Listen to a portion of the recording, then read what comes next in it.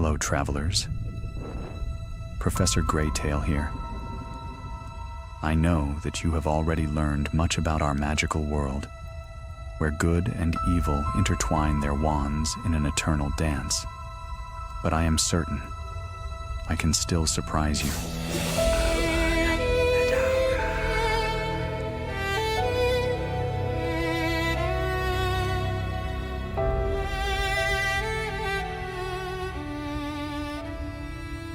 Night settled gently over Hogwarts, laying a hush upon its towers, as though the castle itself were drifting toward sleep.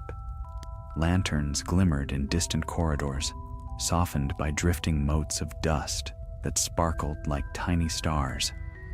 It was the sort of evening when even restless ghosts grew quiet, content to glide lazily instead of rattling chains or offering unsolicited advice.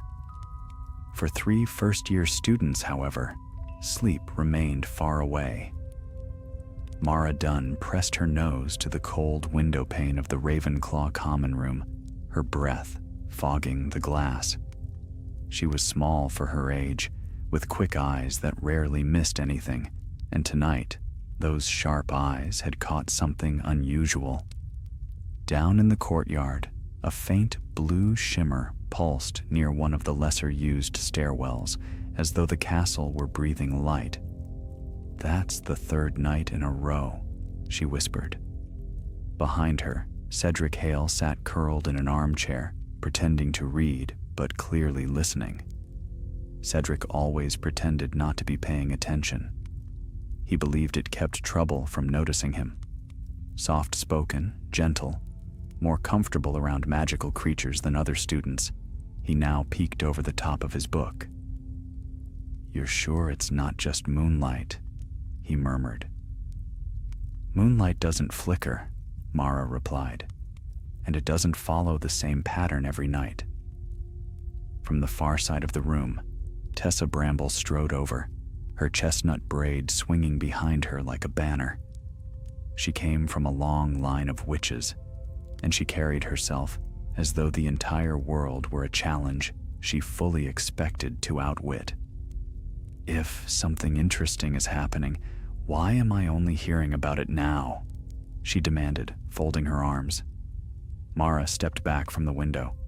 "Because I wasn't sure it was something, but tonight, it looked stronger." Tessa's eyes brightened. "Then we should investigate." Cedric stiffened. "At night? We'll get caught." "Only if you step on every squeaky floorboard on purpose," Tessa said lightly. She turned to Mara.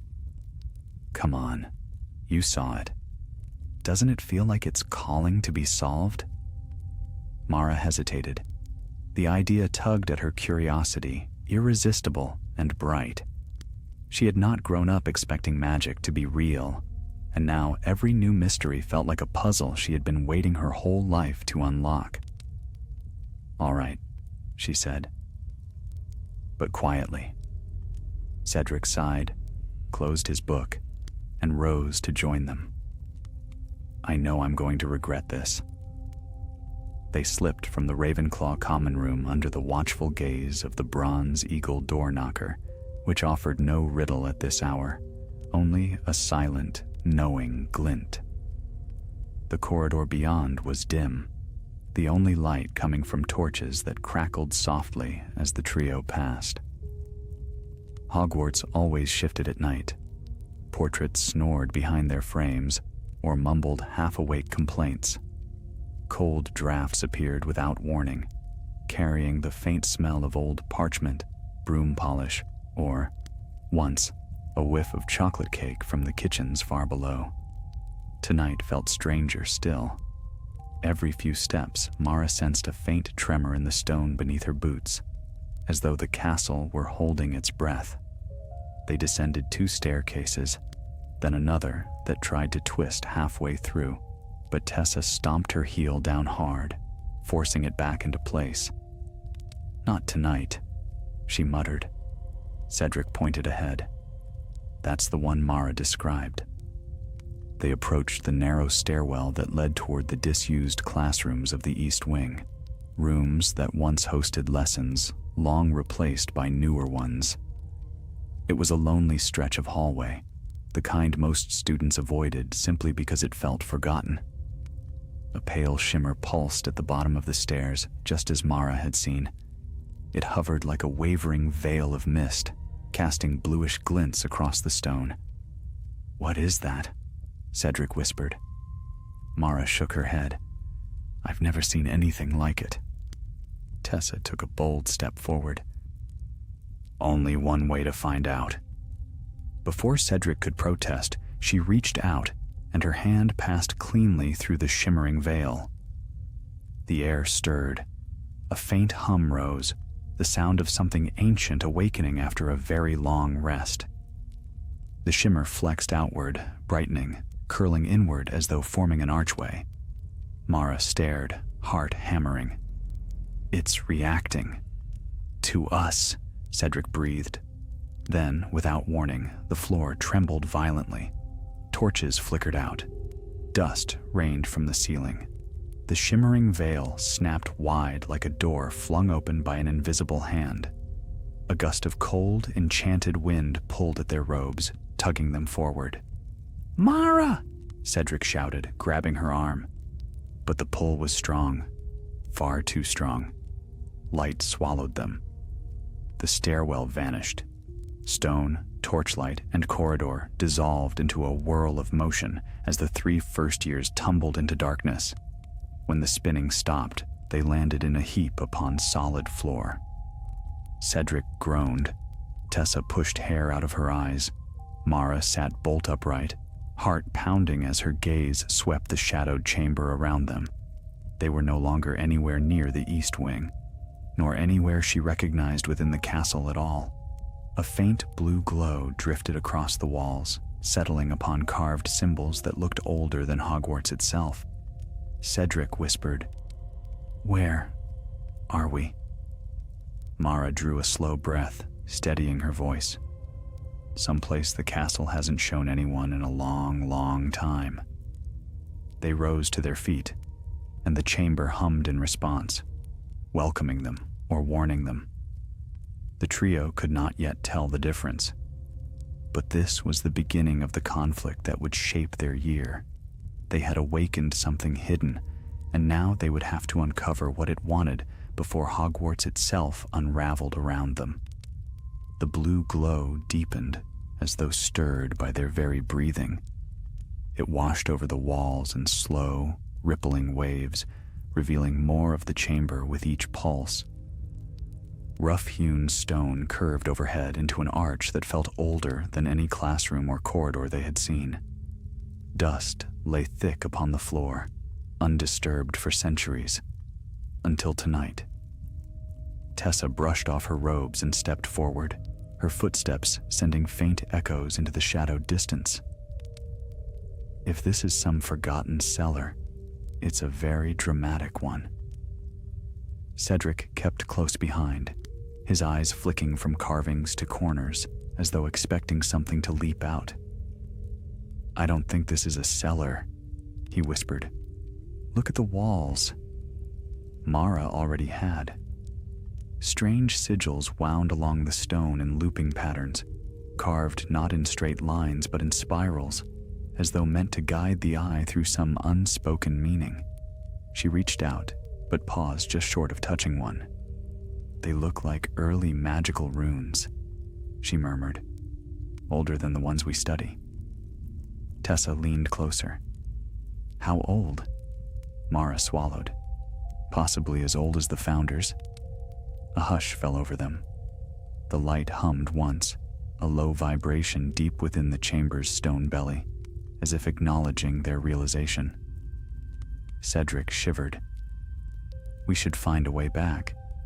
If this place has been sealed this long, it was sealed for a reason." Before Tessa could argue, a grinding sound rumbled through the chamber. The floor trembled again, though now the quake felt purposeful, like a breath being drawn. Runes flared to life, glowing with the same blue light, linking one to another until the entire chamber lit like the heart of a great enchantment. Mara grabbed Cedric's arm. Something's activating. Tessa's face shone with awe. Or awakening.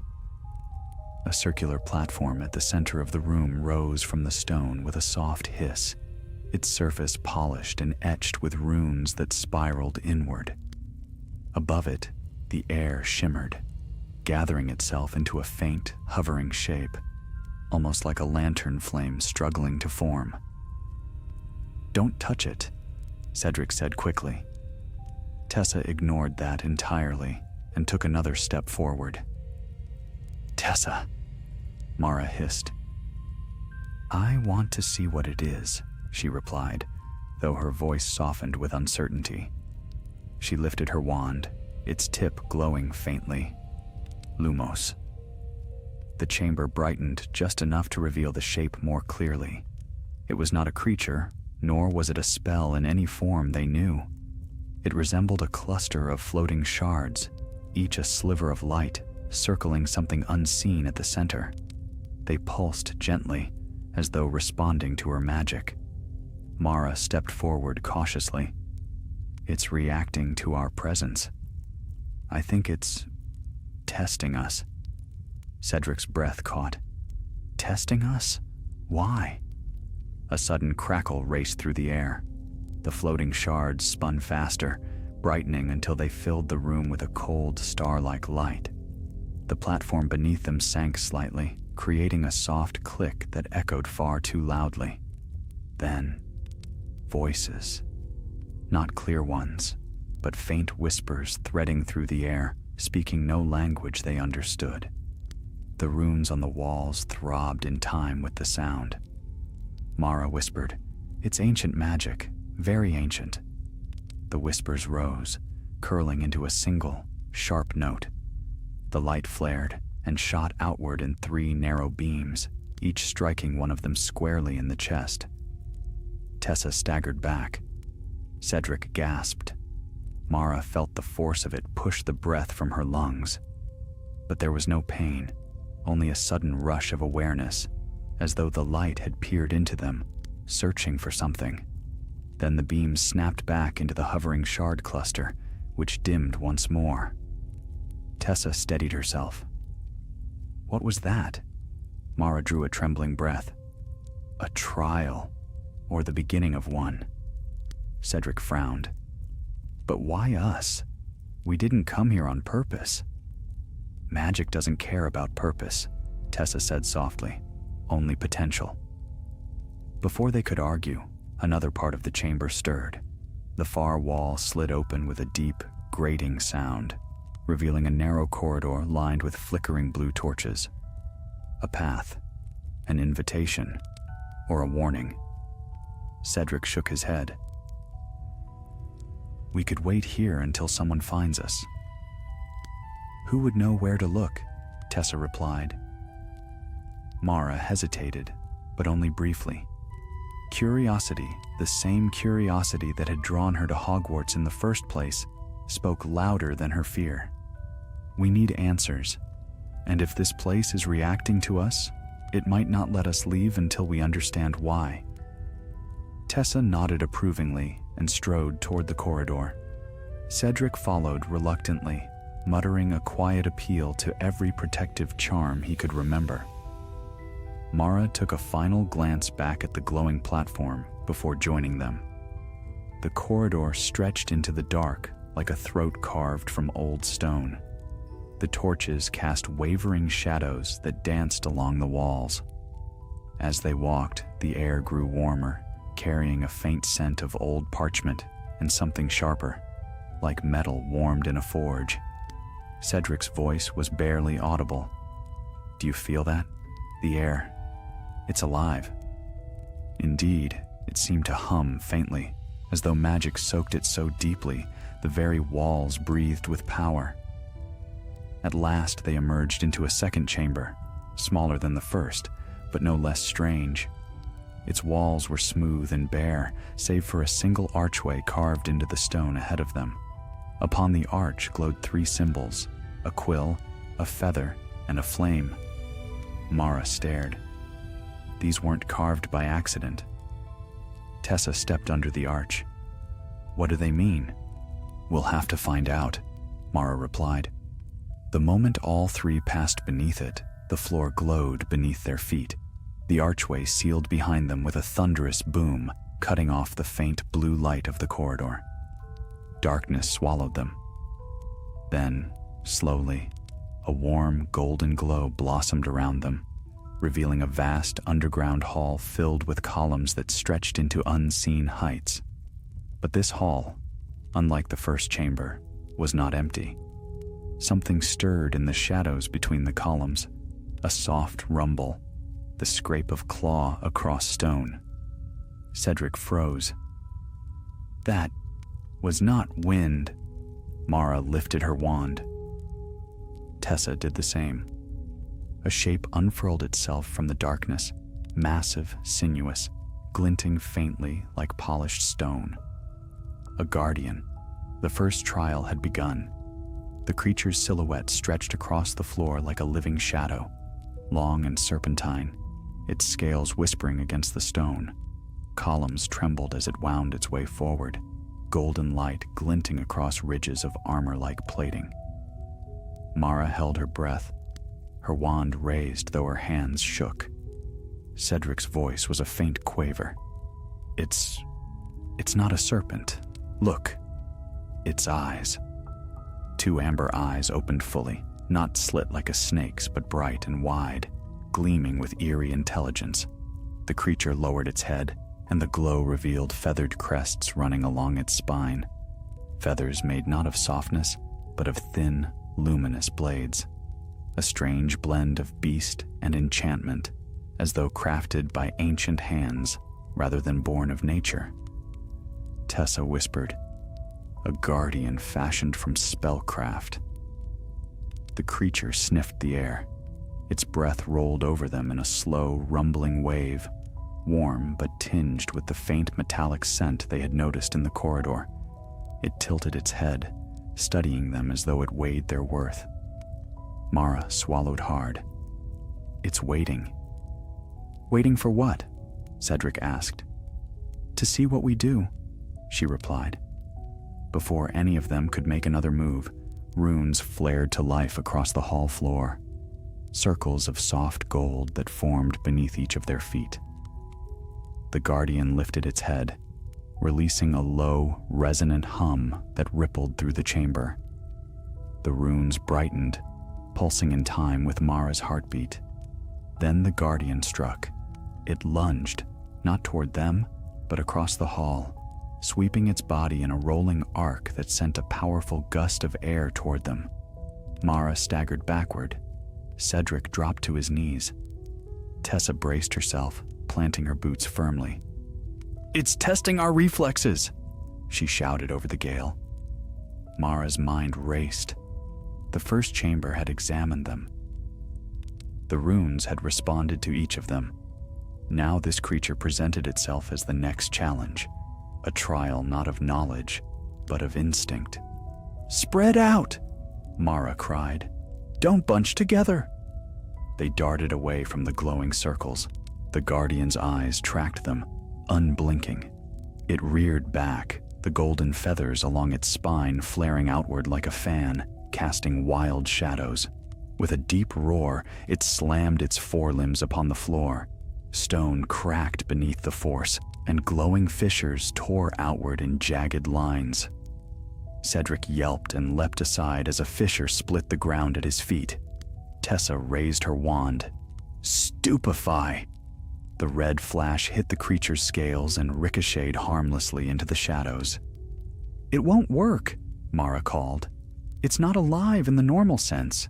It's bound by enchantment. Spells won't stop it. The guardian turned its gaze toward her. Its amber eyes narrowed, not with anger, but with focus. Mara, move, Cedric shouted. She dove just as the creature lunged again. It skidded across the stone with surprising grace, stopping mere inches from where she had been. Its nostrils flared, sensing her magic, her fear, her determination. Tessa ran to Mara's side and helped her up. It's studying you. It's studying all of us. Mara replied breathlessly. "This isn't an attack. This is judging our reactions." Cedric, who had been circling cautiously, suddenly stopped. His face shifted from fear to dawning understanding. If it's a guardian from the Founder's time, then it would be designed to test teamwork, not strength alone. Tessa frowned. "Meaning what?" Cedric pointed at the glowing circles still pulsing on the floor. "Those appeared under each of us. 3 circles. 3 of us. It expects something from all 3, together." Mara's eyes widened. "A coordinated action?" "But what action?" Tessa demanded, glancing nervously as the guardian began to coil once more. Cedric considered the creature, studying the direction of its feathers, the rhythmic pulse of its breath. "It responds when we act alone, but we haven't tried acting in unison." Mara nodded quickly. "On my mark, we step into our circles at the same time." Tessa blinked. "Step into them?" "Yes. The runes activated when we left them. Maybe they were meant for us to use, not avoid." The guardian's feathers flared again, ready to strike. "Hurry," Mara whispered. "On 3. 1, 2, 3. They rushed toward their respective circles and stepped into them together. The reaction was immediate. The runes blazed like captured sunlight. Lines of light shot across the floor, connecting the circles and forming a perfect triangle between them. The guardian froze in mid-lunge, its body suspended as though held in invisible chains. The chamber hummed, louder than before, vibrating through their bones. Cedric gasped. "It's working!" The triangle of light lifted from the floor, rising higher and higher until it hovered above the guardian. The creature lowered its head, not resisting, but yielding, as if acknowledging their success. The triangle fractured into 3 orbs of warm gold. Each floated downward until one hovered before each of the students. Mara reached out, hesitant at first, then touched the orb. It sank into her palm, leaving a faint sigil that glowed briefly before fading. Tessa and Cedric received matching marks. As the last sigil vanished, the guardian bowed deeply, its feathered crest sweeping low. Its amber eyes dimmed to a gentle glow as it retreated into the shadowed columns, curling into a resting coil. The runes on the floor faded, leaving the hall silent once more. Mara exhaled shakily. "We passed." Tessa grinned, though her hands still trembled. "Of course we did." Cedric brushed dust from his robes. "That was only one trial. We don't know how many lie ahead." A soft rumble echoed through the hall. A distant wall shifted open, revealing another corridor illuminated by a pale, shimmering light. A new path, a new test. Mara stepped toward it, her pulse steadying. "Whatever this place is, it expects us to continue." Tessa lifted her chin. "Then we shall." Cedric hesitated only a moment before joining them. "Let's hope the next guardian prefers polite conversation." Together they crossed the hall, passing the still, watching form of the great serpent creature. They stepped into the next corridor where cooler air drifted like a quiet warning. The second trial awaited, and the magic of this forgotten place had only just begun to reveal its intentions. The corridor ahead narrowed as they walked, its stone walls smoother than before, shaped with deliberate precision rather than age-worn erosion. Soft, silver light floated along the seams of the passage, pulsing at a steady rhythm, as though guiding them deeper into the heart of the ancient hidden halls. Mara kept her wand raised, though the light around them seemed almost alive, responding to their movement. Tessa strode at the front, her steps confident even as the air grew colder with each pace. Cedric lingered near the rear, glancing back every few moments as though half expecting the feather-crested guardian to follow them. "It won't come," Mara murmured. It completed its task. "Guardians should stay put," Cedric replied, but that one didn't feel chained to anything. "Perhaps the ancient founders trusted magic more than we do," Tessa said over her shoulder. "They built tests, not traps." "Let's hope the next test agrees with that philosophy," Cedric muttered. A soft hum rippled ahead, lighter than the earlier vibrations, almost musical. The corridor widened suddenly, opening into a circular chamber far smaller than the Hall of Pillars, but no less strange. Here, no creature stirred. No runes glowed along the walls. Instead, the chamber held nothing except a single pedestal in its center, atop which rested a delicate silver bowl filled with shimmering water. Mara's breath caught. "A pensive?" Tessa stepped forward, studying the bowl with narrowed eyes. "No, a pensive's runes are etched inside the basin. This one has none." Cedric leaned closer, though he kept a cautious distance. "Then what is it?" The water shimmered, swirling on its own, forming soft ripples. Mara sensed a gentle pull, as though the bowl invited attention. "A trial of knowledge," she whispered. "The first chamber tested our character. The hall tested our unity. This wants to test understanding." Before either Cedric or Tessa could speak, the water surged upward, not violently, but with unhurried grace, rising in a twisting column that reached toward the ceiling. Light pulsed within it, forming shifting shapes, shadowy outlines of figures, then symbols, then indistinct scenes that flickered too quickly to decipher. A voice echoed through the chamber, not spoken but woven through the air like a whisper rising from the walls themselves. "3 you are, and 3 you shall remain. Step forth, each in your turn. Speak what you know, and what you seek to learn." Tessa blinked. "Did anyone else hear?" "Yes," Mara replied. Cedric nodded, pale but steady. The shimmering column coiled inward, forming a floating sphere of water before the pedestal. Within it, faint images moved, something like the Hogwarts grounds, then a swirl of runes, then a shape that resembled the guardian they had defeated.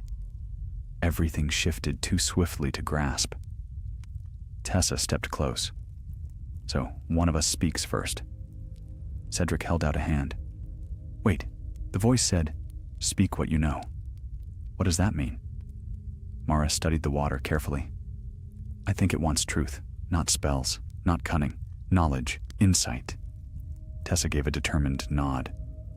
"Then I shall begin." She stepped toward the water sphere. It responded instantly, rising slightly as though acknowledging her. Tessa drew a slow breath. "I know magic thrives in understanding," she began, voice steady. "I know every enchantment has a purpose, and I wish to learn what purpose this place holds, why it has awakened now." The water pulsed, glowing warmly. Images formed within, a castle under construction, robed figures debating, the faint outline of a device shaped like a great crystalline compass. Mara felt a thrill. "It's showing us part of its origin." Tessa took a step back.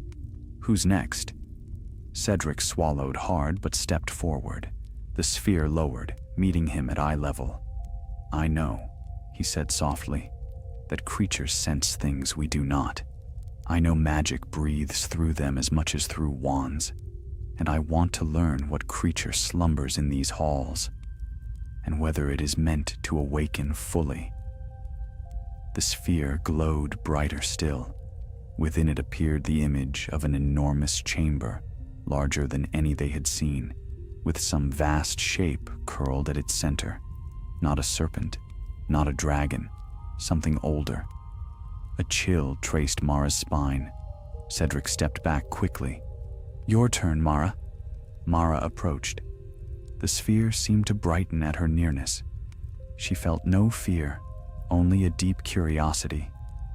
"I know magic has intention," she said quietly. I know this place was built to test young wizards long forgotten, and I wish to learn why it has chosen us." For a heartbeat, nothing happened. Then the sphere dimmed, darkening until the chamber itself felt shadowed.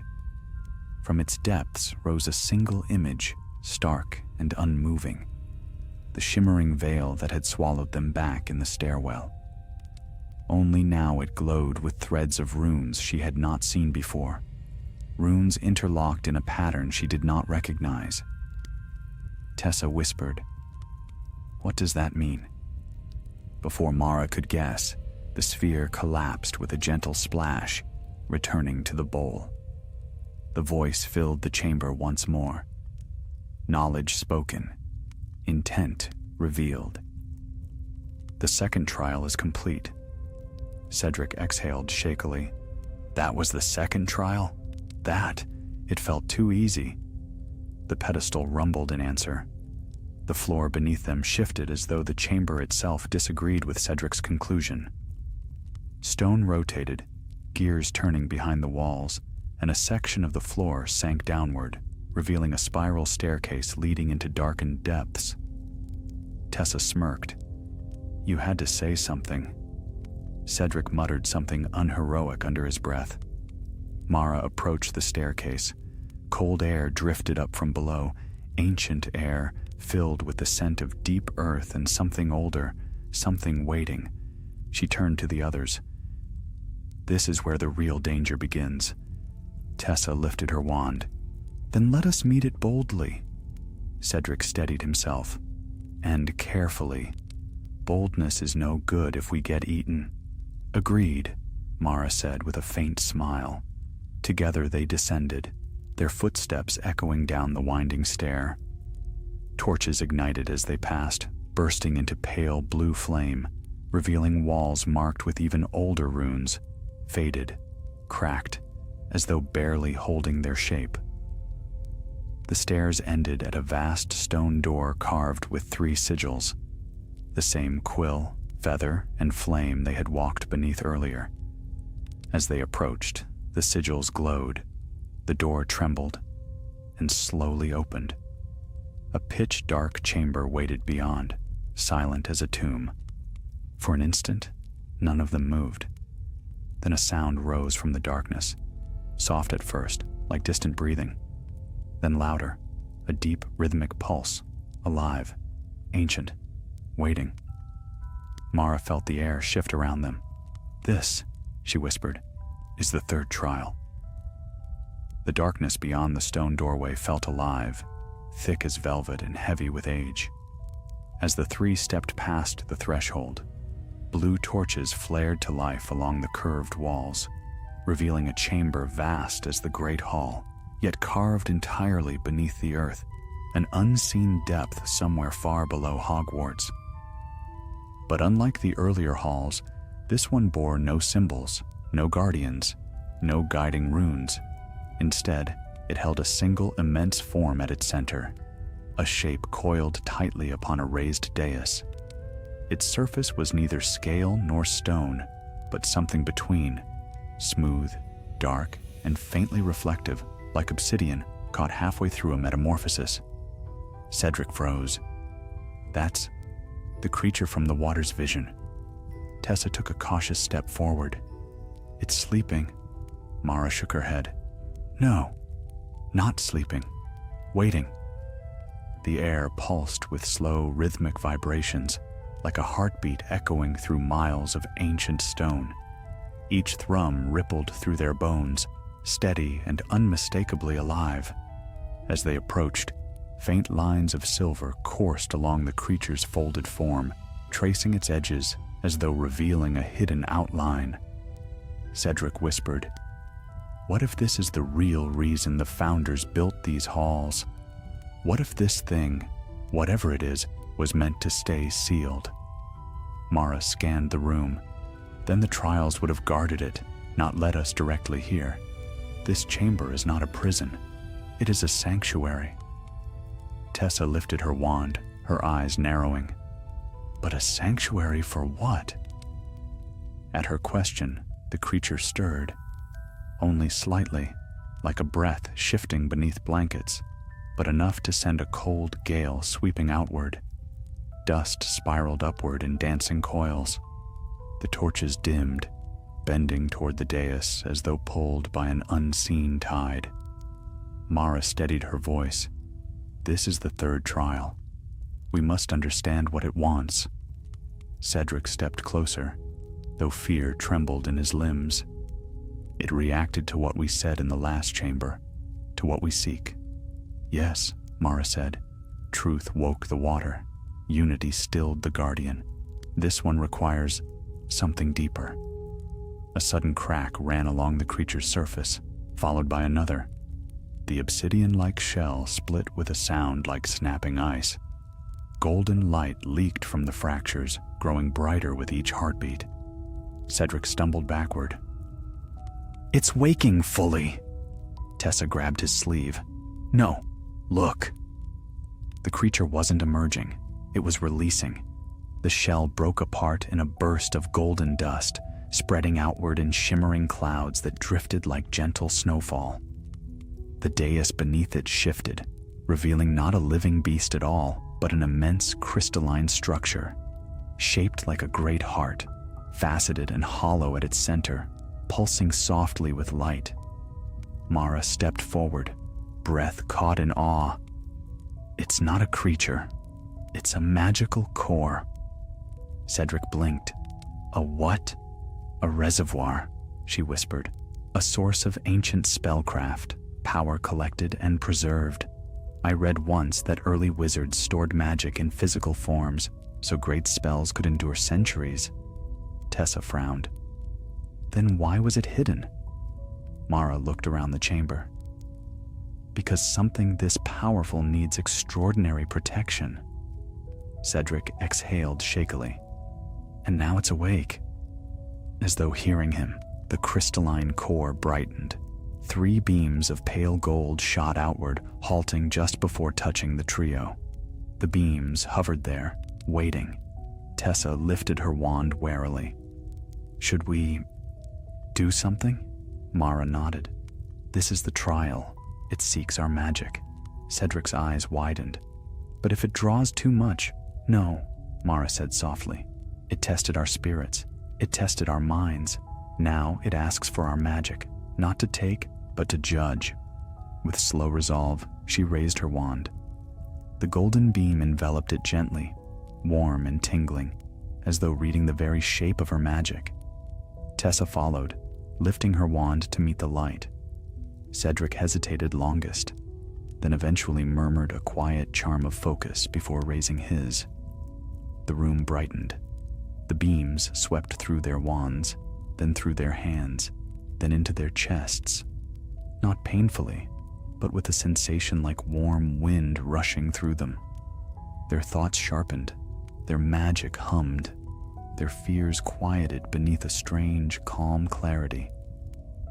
A voice rose, not spoken aloud, but resonating from within the crystalline heart. 3 bearers, 3 bonds, 3 paths converging as one. Thus shall the vault awaken. Cedric's breath hitched. The vault? Before they could question it, the chamber trembled. Stone shifted beneath their feet. The dais cracked open, petals of stone unfolding like the blooming of a great ancient flower. Beneath it, a spiral well of light appeared, reaching deep into unknown depths. The voice echoed again. Below lies knowledge lost to time. Below lies power sealed for ages, yet only the worthy may walk that path. Mara felt her pulse thundering.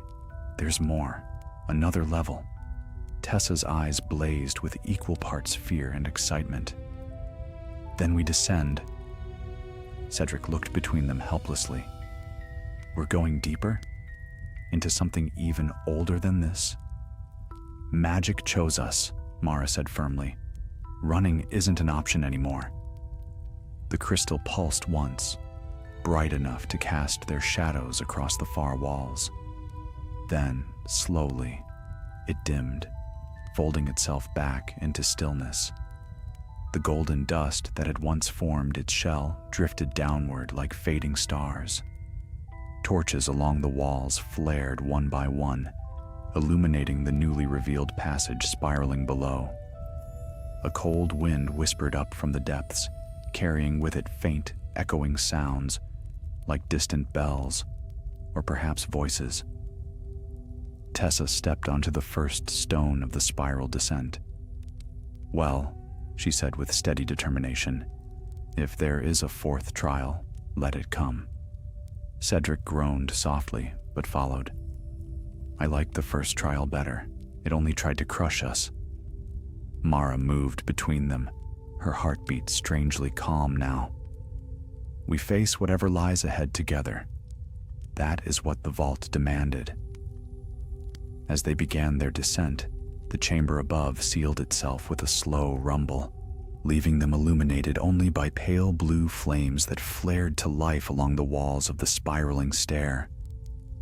Down they went, step after echoing step, into depths untouched by countless centuries, and far below, the soft, bell-like sound grew clearer.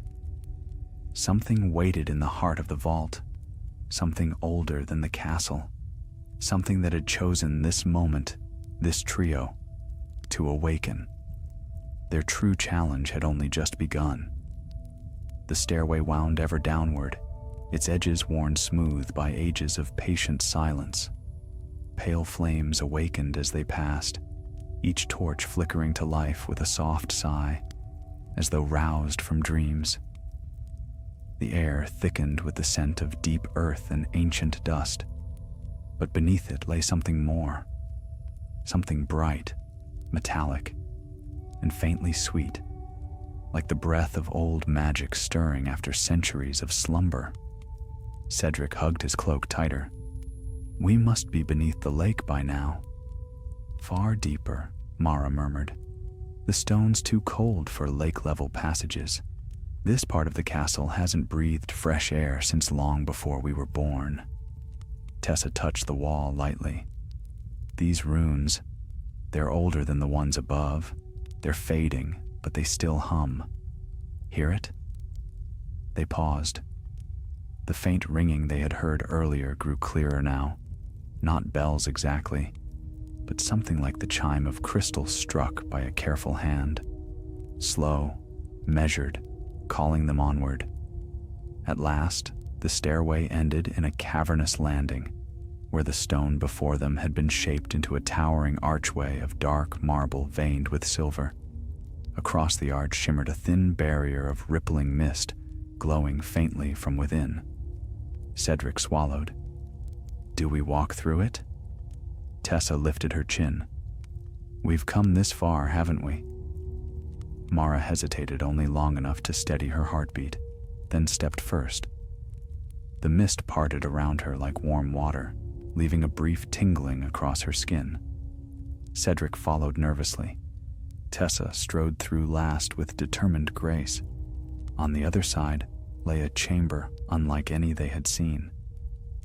It stretched wide and circular, its high walls carved with spirals that seemed to move when viewed from the corner of one's eye. At the center rose a stone platform engraved with 3 interlocking runes: the quill, the feather, and the flame, each glowing softly beneath a drifting sphere of white fire that hovered overhead like a silent sentinel. But that was not what made Cedric gasp.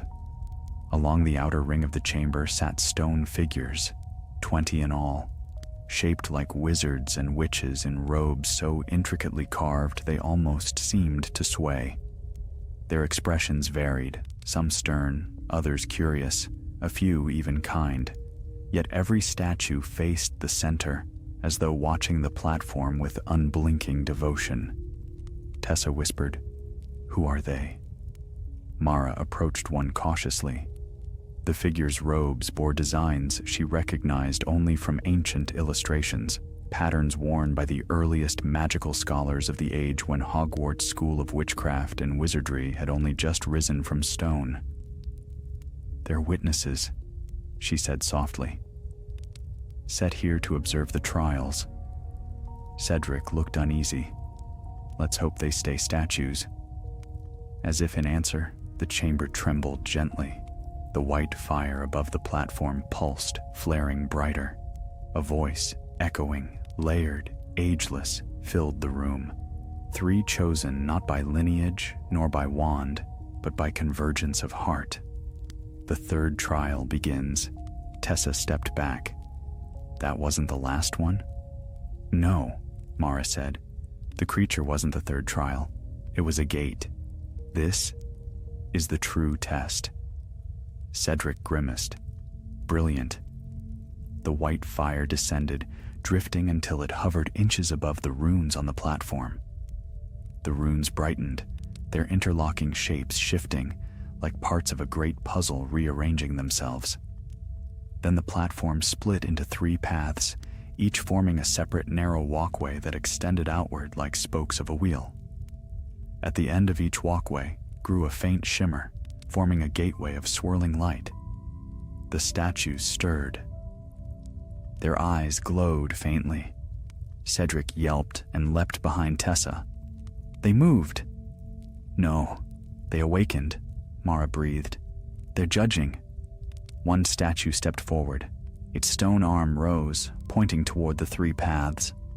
Walk your chosen ways, the voice intoned. Alone you must face yourselves.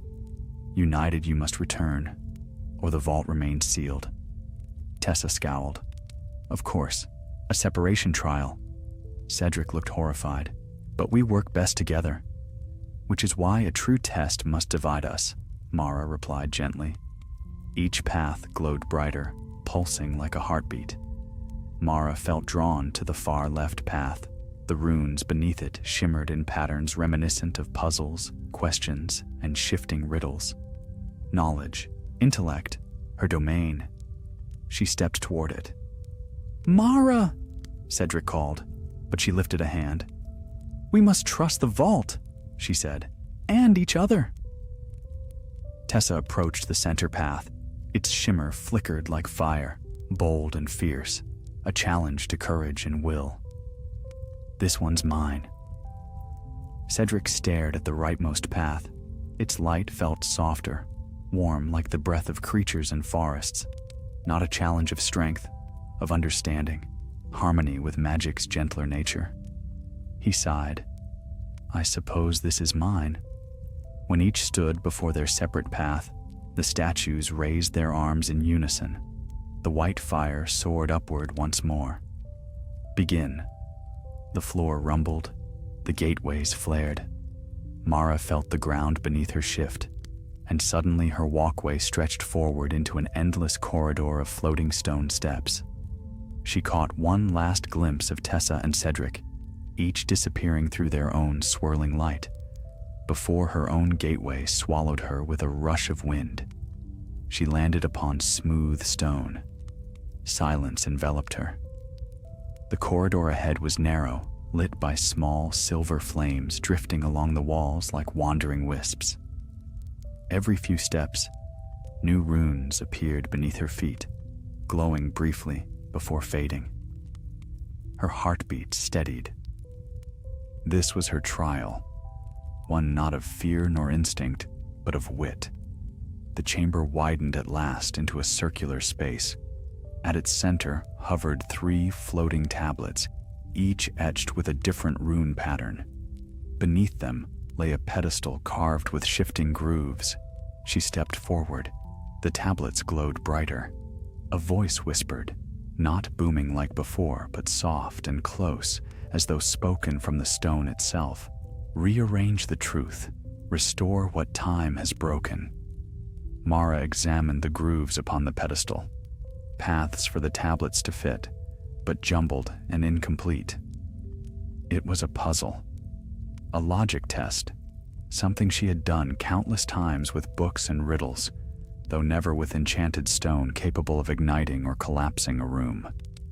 She inhaled deeply and lifted the first tablet. It was heavier than expected, humming faintly with magic. The grooves responded, shifting to guide her placement, but not fully. She rotated the tablet, aligning the spirals with matching shapes on the pedestal. A soft click rewarded her. The second tablet fought her, its runes flickering, rearranging themselves mid-air. She narrowed her eyes. "So you're a shifting cipher." She waited, watching the patterns rotate until they settled into a stable sequence, then slid it into place. The pedestal glowed brighter. The third hovered stubbornly out of reach, as though testing her patience. Mara extended her hand, letting her magic flow gently outward, not forcing, but inviting. The tablet lowered on its own. She guided it to its groove. The pedestal burst with warm, golden light. A doorway opened on the far wall. Mara exhaled shakily. One puzzle down. But as she stepped through the new archway, she could not shake the feeling that her friends were facing dangers far less gentle than hers. And somewhere in the vault's deepest heart, something ancient listened, waiting for all three converging paths to be fulfilled. Tessa Bramble stepped through her swirling gateway and emerged into a chamber of crimson light. Heat coiled around her like the breath of a restless forge, and sparks danced across the air, drifting upward before dissolving into harmless gold dust. The chamber was circular, its walls carved with sharp-edged runes that pulsed like embers in a great fire. She smiled, despite the tension in her chest.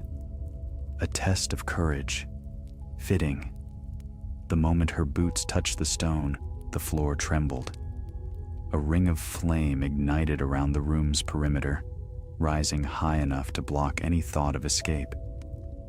From the center of the chamber rose a stone platform, and atop it stood a figure. Tall, cloaked, face hidden beneath a deep hood. Tessa lifted her wand. "Who are you?" The figure did not speak. Instead, it stretched an arm outward. Its hand dissolved into flames, reshaping into a bright ember blade.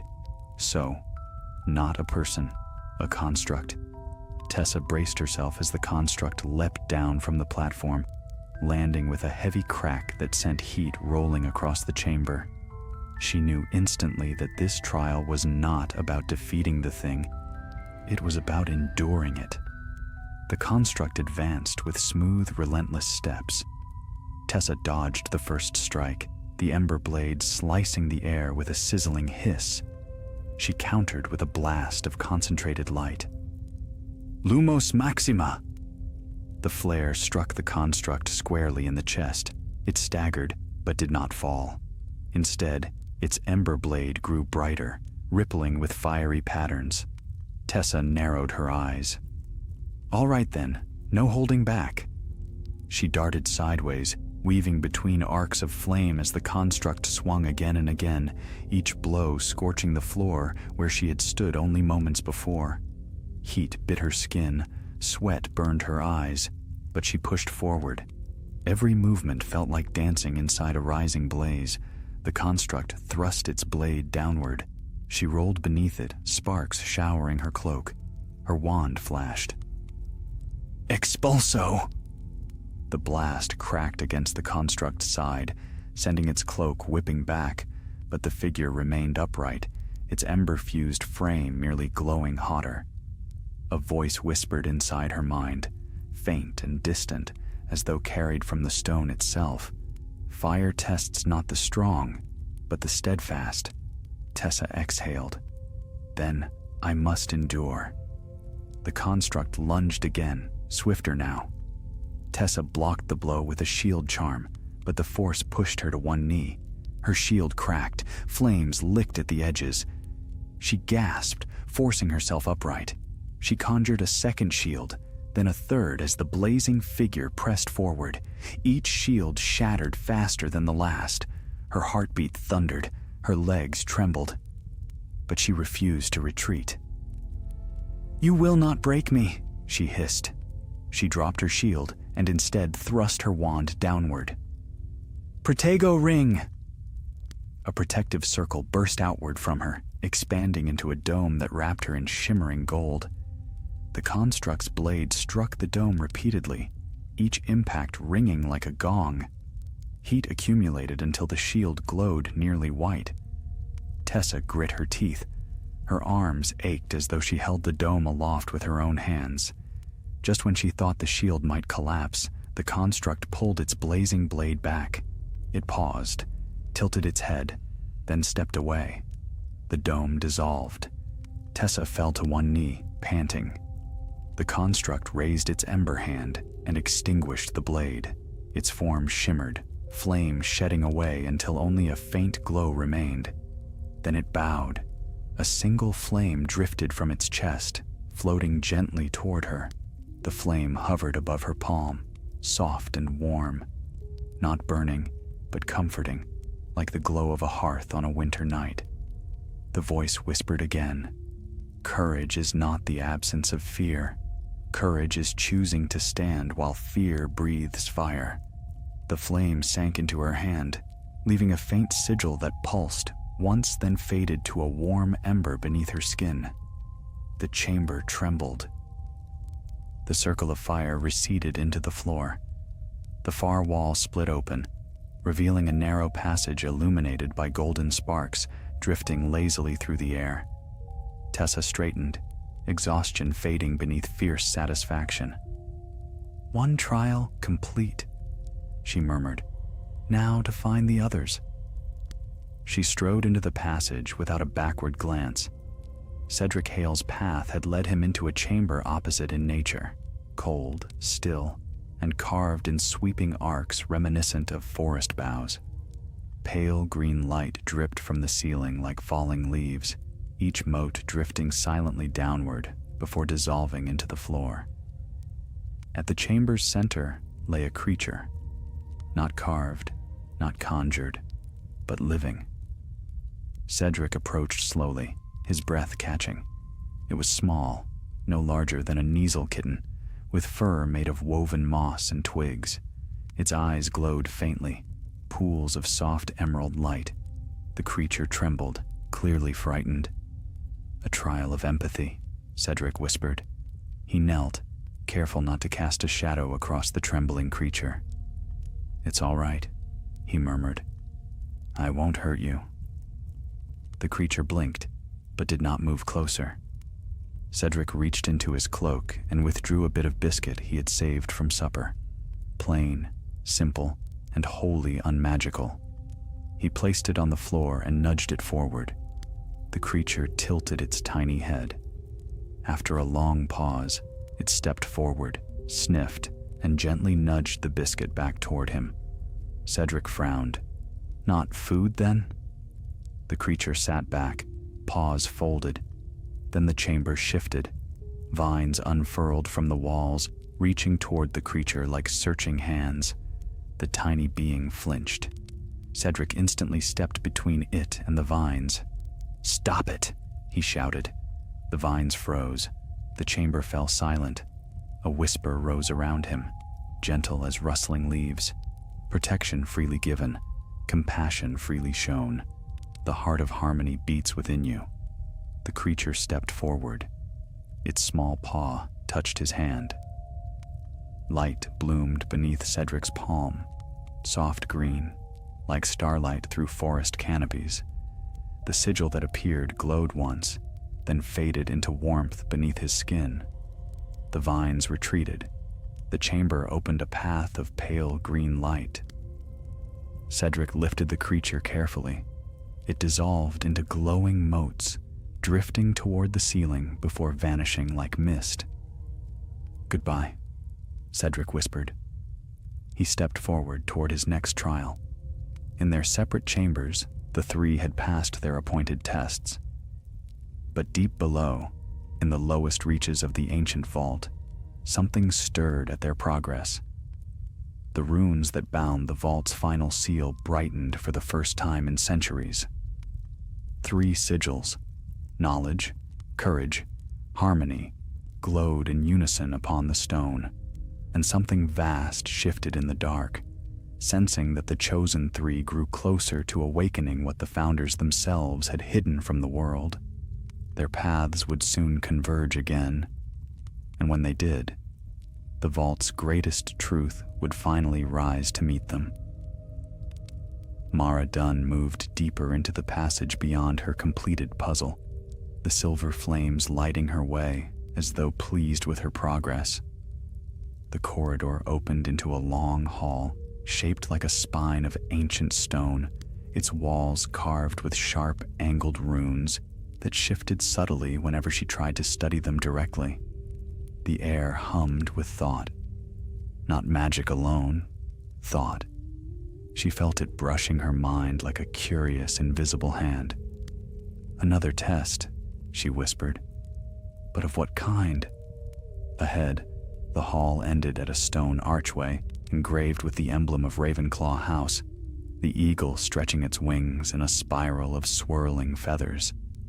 As she stepped toward it, the archway shimmered, filling with a sheet of pale blue light that rippled like the surface of a lake. A voice, not spoken aloud, yet impossibly clear, rose from the air around her. "Step forward, but leave behind what does not serve you." Mara frowned. "Leave behind what?" A gust of wind swept through the hall, extinguishing the silver flames. At once, the light wall brightened, casting long shadows. Those shadows twisted, and then stepped forward. 3 versions of Mara emerged, each formed from shifting darkness. The first held a quill and parchment stained with endless notes. The second clutched a stack of thick spellbooks. The third clung to a glowing orb that pulsed with frantic energy. Mara inhaled sharply. "You're my fears." The first stepped closer, eyes narrowing. "Fear of not knowing enough." The second spoke, its voice brittle. "Fear of failing, despite your effort." The third trembled violently. "Fear of power you cannot yet control." Mara's heartbeat thudded in her ears. She had felt every one of these things, though she rarely admitted it, not even to Tessa or Cedric. The 3 shadows encircled her. The voice of the hall whispered again, "Choose what you release. Choose what you carry, or remain bound here forever." Mara swallowed. This is about self-knowledge, the heart of all learning. She faced the shadow Mara with the parchment first. "I release the fear of not knowing enough. Knowledge isn't a race. I will learn as I grow." The parchment dissolved into dust. Next, she stepped toward the version clutching spellbooks. "I keep the desire to learn, but release the fear that effort is never enough." The books crumbled like dry leaves. Finally, the trembling figure with the glowing orb. It whispered, "You fear your magic. You fear losing control." Mara touched the orb gently. "I keep that fear," she said softly, "because awareness keeps me careful, but I will not be ruled by it." The orb steadied and sank into her hand, melting into faint warmth beneath her skin. The final shadow dissolved. The archway flared with light. The hall's whispered voice rose one last time. "Wisdom is not the absence of fear, but the clarity to see what must remain." Mara stepped through the arch. The corridor beyond glowed with soft blue light, leading downward toward a gentle rushing sound, like wind passing through hollow stone. Tessa Bramble, having left her chamber of fire and fury, now walked through a tunnel lit by golden sparks. Sweat cooled on her brow, her limbs still trembling with leftover exhaustion. Yet a fierce triumph warmed her heart. The trial of courage had tested her resolve, but she sensed it was not finished testing her spirit. The tunnel opened into a chamber shaped like a coliseum carved of raw mountain stone. Tier upon tier of empty seats rose into the shadows, and torches flared around the arena as she entered. The air thrummed with expectation. A single figure formed from swirling dust rose on the opposite side of the arena. A young witch, her height, her age, yet with a posture regal and confident. She held a gleaming sword of light and a shield engraved with the sign of Gryffindor House. Tessa felt her heart stutter. The double stepped forward. "I am not fear. The copy said, "I am possibility, the person you believe you should already be." Tessa lifted her wand, pulse quickening. "Another fight?" "No," the double replied. "A question." It raised the sword. "Do you need to defeat me to prove your worth?" Tessa hesitated. The match was unfair. She could see it instantly. The construct moved with perfect grace, its confidence absolute. If she engaged it, she would lose. The Colosseum echoed with its voice. "What is courage, Tessa Bramble?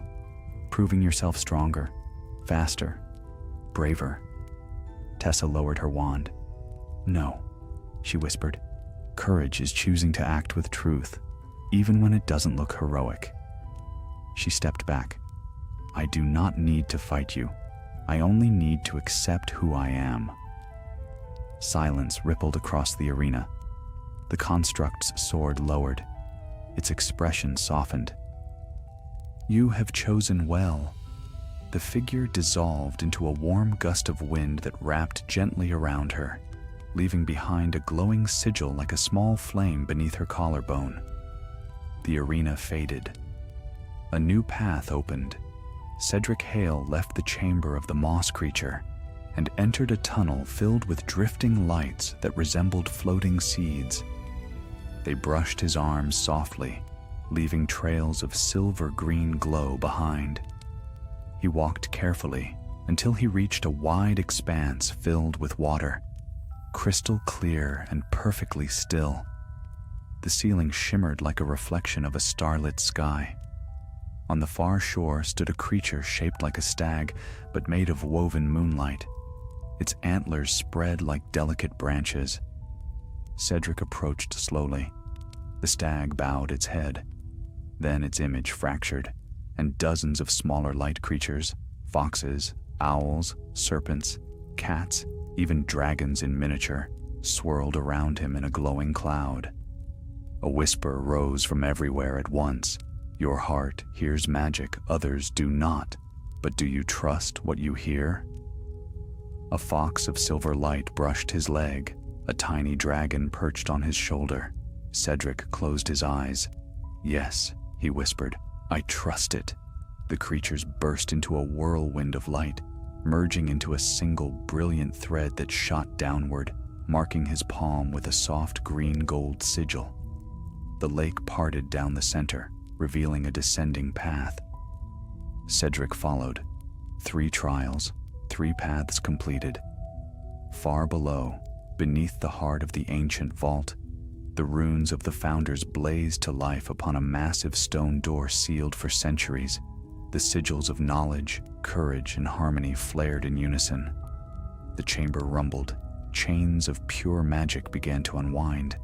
Something old, older than Hogwarts, older than any recorded spell, stirred. And the 3 paths, winding through stone and shadow, finally curved toward a single point.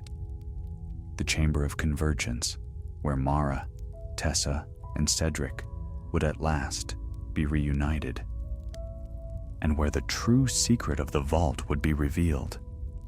The Chamber of Convergence breathed like a living thing.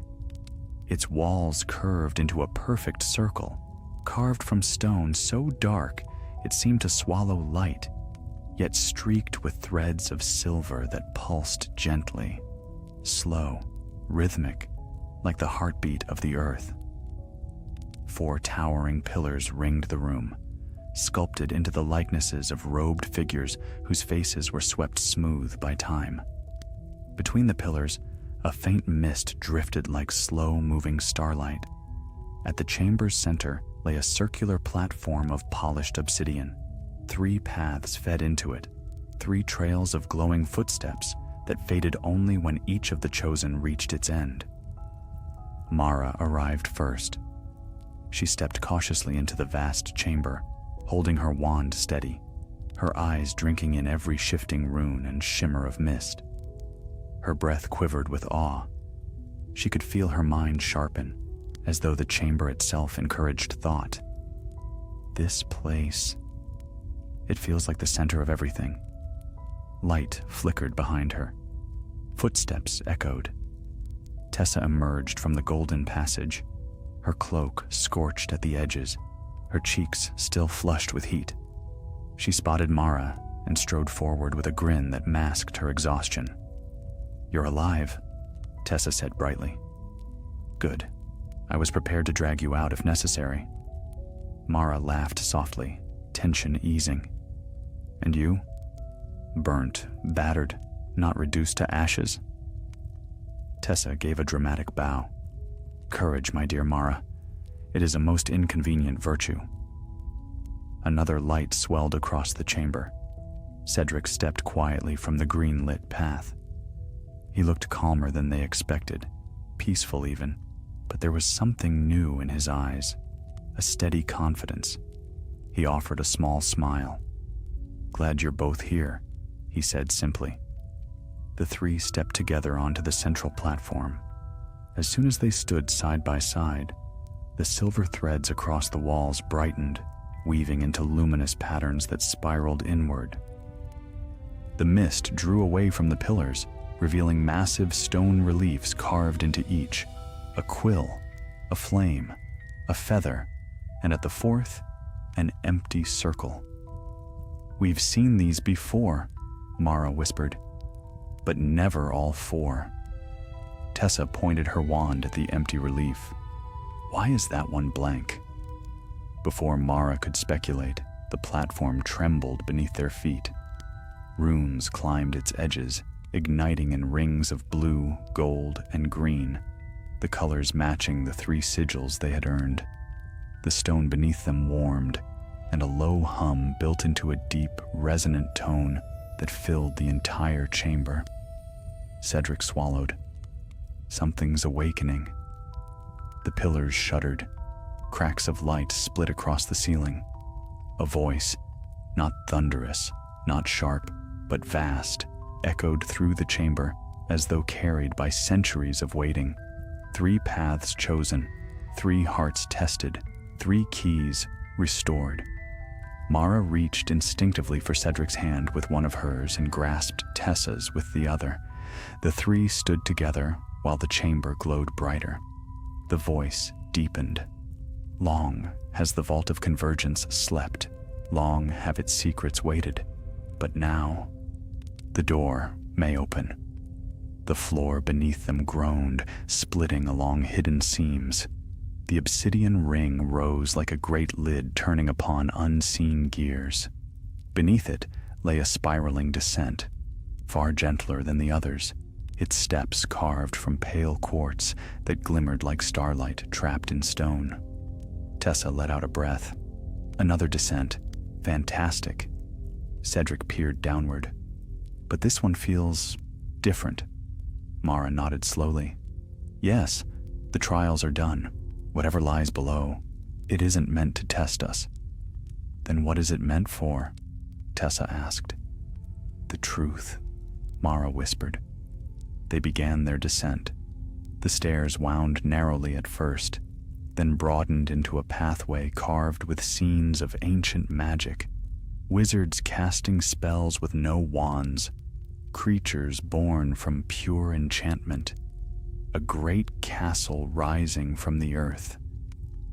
The figures were stylized, their faces simplified, their robes flowing into river-like lines that connected the carvings into a story without end. Cedric paused at one panel. "Look, the founders, or the ones who came before."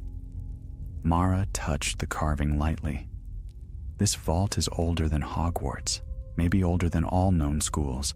This is magic from a time when spells were not spoken but shaped." Tessa raised an eyebrow. "Shaped? How?" "With will alone," Mara answered. They reached the bottom at last. Before them stretched a chamber vast enough to hold the great hall twice over. The walls were smoothed into arches that rose like frozen waves, and in the center stood a crystalline monolith, taller than any giant they'd ever imagined, faceted like a colossal gemstone. Inside it swirled misty light, layered in slow-moving ribbons of silver, gold, and green. Cedric whispered, "It looks alive." Not alive, Mara murmured. Awake. As if in response, the monolith pulsed gently. A circle of stone formed at its base, inscribed with the same 4 symbols they had seen earlier. Now, the 4th symbol, the previously empty one, formed slowly, as though carved by invisible hands. A ring of light. Tessa stepped closer. What does it mean? Mara's breath trembled. Unity. The monolith flared. A projection unfurled above it. Ghostly figures taking shape. Not ghosts, not portraits, but impressions left behind by great magic. 3 figures robed in ancient garments appeared first, each holding one of the symbols they had followed through the trials. But a 4th figure stepped forward from the light. A figure without face or form, made entirely of shimmering brilliance. Cedric whispered, "Who is that?" The chamber answered. The 4th was not one person. It was the bond between the 3. Knowledge, courage, harmony. Together, forming the magic that even time cannot sever. The monolith brightened, flooding the chamber with warm radiance. So the vault was sealed, awaiting 3 who could restore the balance. Not by legacy, not by blood, but by choice. Mara felt her chest tighten. We weren't chosen because of talent. We were chosen because we fit together. Tessa smiled, pride shimmering in her eyes. Well, it's about time the world recognized that. Cedric stepped closer to the monolith. What happens now? The light intensified. Now the vault offers its gift. Knowledge lost, magic forgotten, a choice to preserve or release. Mara's throat tightened. Magic forgotten? What kind of magic? The swirling mist inside the monolith shifted, revealing shapes, spirals of power, fluid spellwork crafted with no wand, no incantation, raw magic responding to unified will. A form of spellcasting long lost to the world. Tessa gasped. This is impossible. Cedric whispered, this could change everything. The chamber darkened slightly, but only if you choose. Once released, this knowledge spreads. Once preserved, it sleeps again. 3 must agree. Mara stared at her friends. Tessa looked ready. Cedric looked uncertain, and she herself felt a weight settle upon her shoulders, the kind all true decisions carried. This was no longer a trial. It was responsibility. The monolith awaited their answer, and the world above would not remain unchanged by what they chose here in the heart of the forgotten vault. For a long moment, none of them spoke. The crystalline monolith towered over them, its swirling bands of silver, gold, and green casting rippling reflections across the chamber floor. The 3 young wizards stood small beneath it. Mara with her sharp, wondering gaze. Tessa with her steady flame of courage. Cedric with his quiet strength of heart. Their sigils, earned through trials of mind, spirit, and harmony, glowed faintly beneath their skin as though stirred by the vault's awakening. The voice that filled the vault was neither loud nor harsh. It was the calm tone of ancient stone speaking through centuries. 3 may decide what the world shall remember. 3 may decide what the world shall forget. Make your choice. The swirling light of the monolith dimmed slightly, as if holding its breath. Tessa broke the silence first, stepping forward until the glow washed over her features. This forgotten magic. If the founders preserved it, it must have been precious. Why hide it at all? Mara answered softly. Perhaps because it was too powerful. Magic shaped by will alone, without wand, words, or limits, could do great good, or great harm. Cedric shivered. Imagine if someone used it recklessly. Tessa crossed her arms. Or imagine if it could save lives. Think how many battles, accidents, or dangers might have ended differently if wizards could cast spells with a thought. Mara tilted her head slightly, weighing both sides. Knowledge is strength, but strength is peril when shared without guidance. Cedric looked up at the monolith, its light reflected in his eyes like deep water. Maybe the founders hid this because people weren't ready. And are they now? Tessa asked.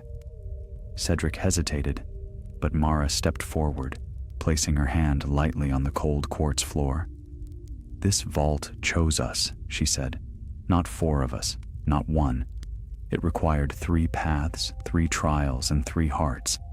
That means it believes this knowledge should not rest in one person alone. Tessa nodded. A shared power, a united strength. Cedric's voice was low. And if we choose wrong? Mara met his eyes calmly. Then magic itself will judge us, but running from choice is the only true mistake. The chamber seemed to pulse once, as though acknowledging her words. Tessa inhaled deeply. All right, then we must be honest, with ourselves and each other. She stepped back, joining them both in a triangle before the monolith. What do you think, Mara? Tessa asked. You're the one who always reasons things through. Mara closed her eyes for a heartbeat. When she opened them, they gleamed with clarity.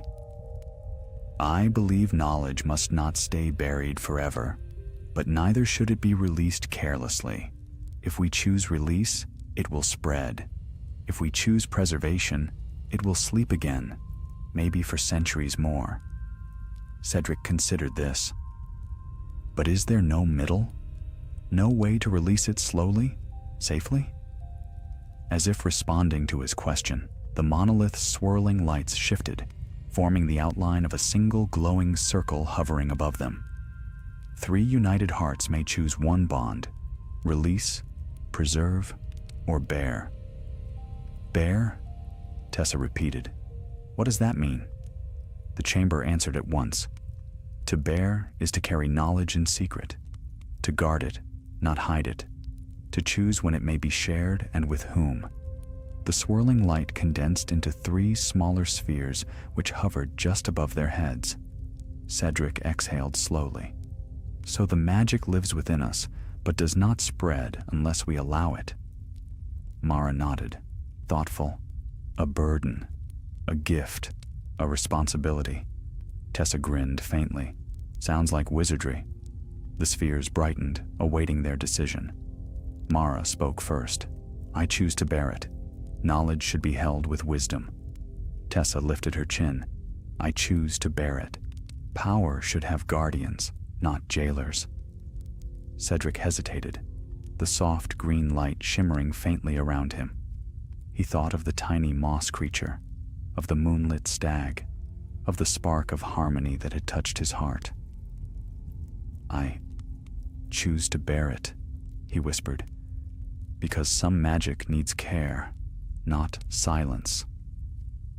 At the moment Cedric finished speaking, the 3 spheres merged into one blazing orb. The monolith erupted in radiant light, washing the chamber with cascading colors that shimmered like waterfalls of starlight. The ground shook, not with danger, but with the sensation of ancient chains unbinding. Runes spiraled upward from the stone, encircling the trio in rings of pale glow. The vault's voice deepened. Choice united. The bond is sealed. The orb descended slowly, dividing into 3 thin strands of magic, silver, gold, and green, that wrapped around each student like soft ribbons of light. Mara felt her mind expand, new pathways forming like stars sparking into existence. Tessa felt her magic flare, warm and fierce, yet controlled as a lantern flame. Cedric felt harmony deepen within him, threads of connection linking him to the living world in ways no wand work had taught. The vault dimmed. The light sank back into the monolith, and the monolith spoke not in words, but in understanding. Guard well what has been given, for knowledge born in unity is the rarest magic of all. The chamber began to shift around them. Stone slid back into place, passages sealed, walls smoothed. The vault was closing, but not trapping them. Instead, guiding them back to the world above. The floor lifted gently, carrying them upward like a rising platform. The swirling lights narrowed into a single beam that wrapped around them, carrying them up through winding tunnels and past dormant chambers. They rose through layers of ancient stone until the beam whisked them through a veil of rippling blue. The world snapped into clarity. They stood once more in the disused stairwell of Hogwarts Castle, the same place where they had first discovered the shimmering veil. Torches burned softly, as though nothing had happened at all. But everything had changed. The stairwell no longer trembled. The magical disturbances that had plagued the school, the misfiring spells, the restless staircases, had ceased, as though the castle itself sighed with relief. Whatever imbalance the vault's awakening had caused was now mended. Tessa looked at her palms. The sigils were gone, but their warmth remained. Cedric touched his chest. "We still feel it." Mara nodded. "We carry the bond now, not the vault." Silence settled over them, not heavy but full. The night air drifted through a cracked window, carrying the distant murmur of students in their common rooms. Life at Hogwarts continued, blissfully unaware of what had stirred beneath its foundations. Tessa broke the quiet. "Well then, do we tell anyone?" Cedric looked horrified. "Absolutely not," Mara smiled gently. "Not yet. Not until we understand what we've gained." Tessa's grin returned, mischievous, bright, unbowed. "Then it seems the three of us have secrets now. Secrets and power." Cedric groaned softly. "Oh dear." But Mara felt something else beneath the humor, a thread of certainty. A promise woven into the magic now resting in their hearts. This was only the beginning. Whatever the vault had entrusted to them would one day shape the wizarding world. And when that day came, she knew the three of them would face it together. Knowledge, courage, and harmony interwoven like the ancient magic itself. Dawn crept over Hogwarts Castle, its pale light brushing the highest towers in gentle rose gold. The students stirring awake had no notion that ancient magic had shifted beneath their feet during the night. The hum of restored harmony threaded softly through the corridors, unnoticed but palpable, like a quiet exhale after long-held breath. For Mara, Tessa, and Cedric, that breath had not yet been released. They had returned to their dormitories under pretense of midnight wanderings, avoiding prefects with a nimbleness born of shared purpose. Yet none slept deeply. Their dreams shimmered with fragments of the vault, silver fire, green sigils, golden trials, the towering monolith whose gift now pulsed faintly within them. By breakfast, each wore the look of someone carrying a weight both wondrous and heavy. The great hall glittered with floating candles and morning chatter. Owls swooped through high windows, delivering letters and newspapers.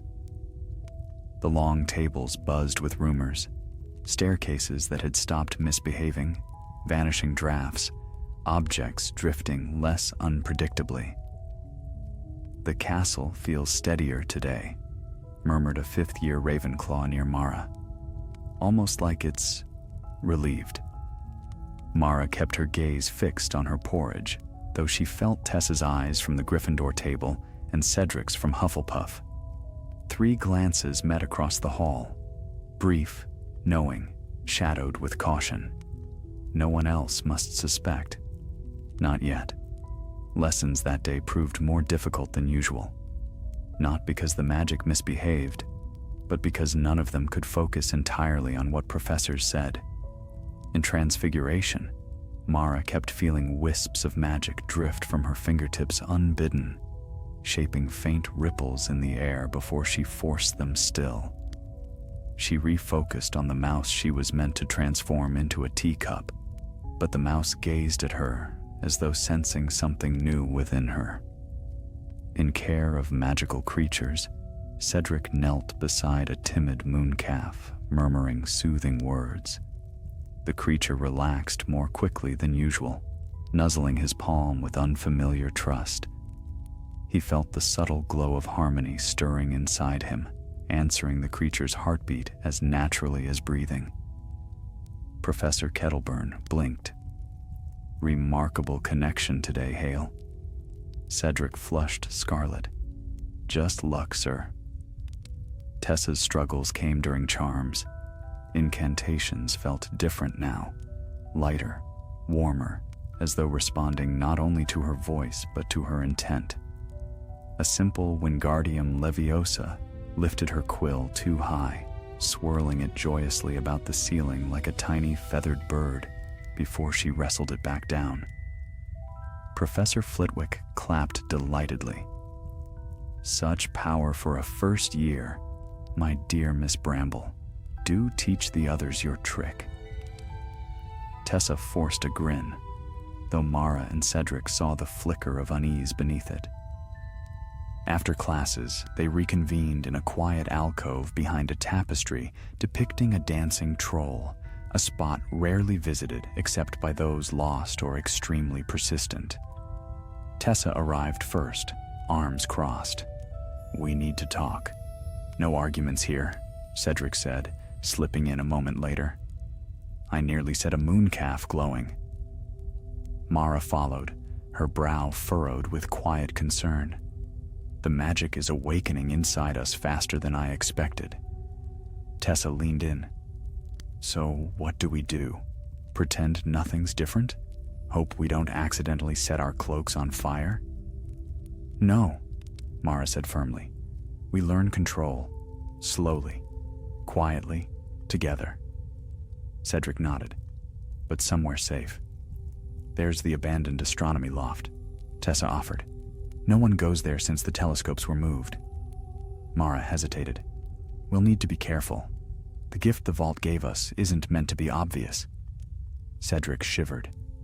"It feels different, like casting with wand and will at once."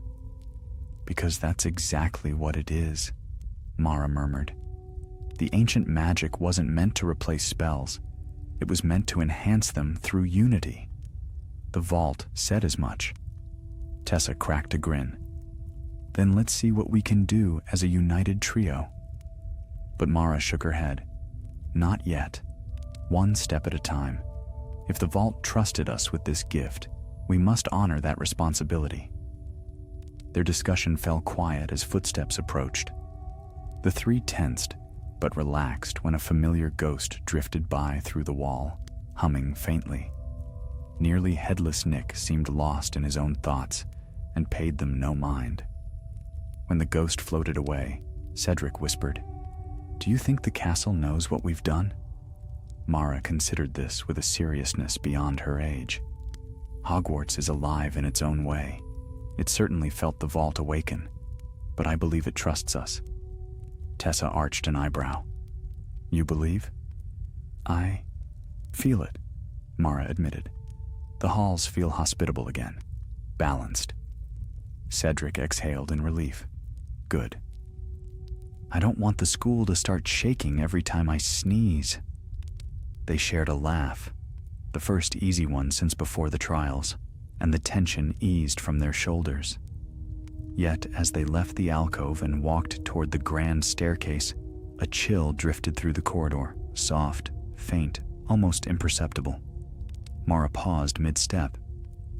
"Tessa, Cedric, do you feel that?"